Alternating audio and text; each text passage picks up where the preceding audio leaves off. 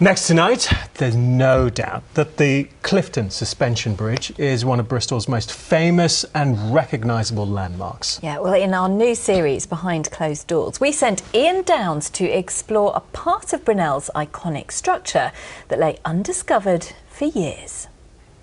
For over 150 years, horses pulling carts, cars carrying people and pedestrians on foot have all passed under and over the Leigh Woods abutment of the Clifton Suspension Bridge, having no idea what was contained within. Until 2002, the structure of the red brick abutment, which is behind me and holds up the Leigh Woods Tower, was actually unknown. That was until they made some improvement works to the pavements here, which gave way quite literally to one of the bridge's biggest secrets.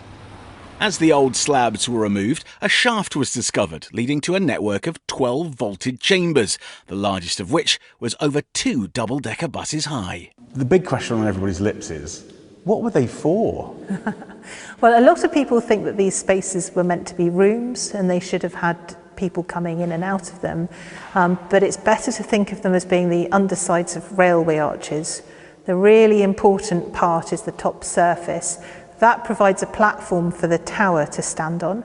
It brings the two towers closer together and shortens the span of the bridge, and that meant that the bridge was better able to withstand windy conditions.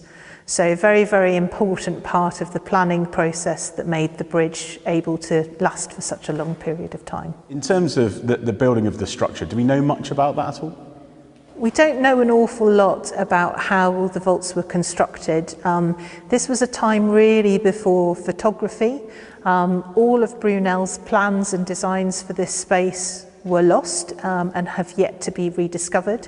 So we have a few little sketches in his own personal notebooks, and we have one in pen and ink drawing from 1839 which shows the structure almost but not quite completed.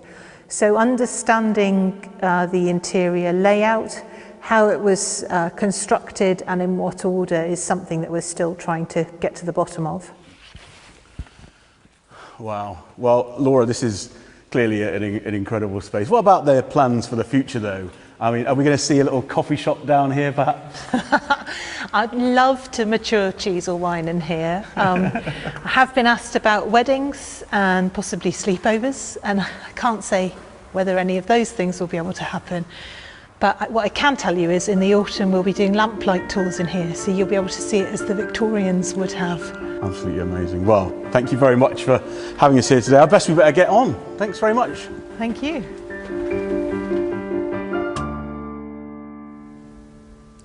Absolutely amazing. You've been down there? I have been down there. It is incredible. I think about it every time that I go past the bridge, look at the bridge behind us. Yeah, it's very cool. I just love the fact that it's not still sure why it's down there. Yeah, it's just fascinating. I find all these kind of things fascinating. Fascinating series. And if you'd like to see behind the doors of somewhere in the West Country, then let us know. You can email in and it could feature on the programme very soon. Yes.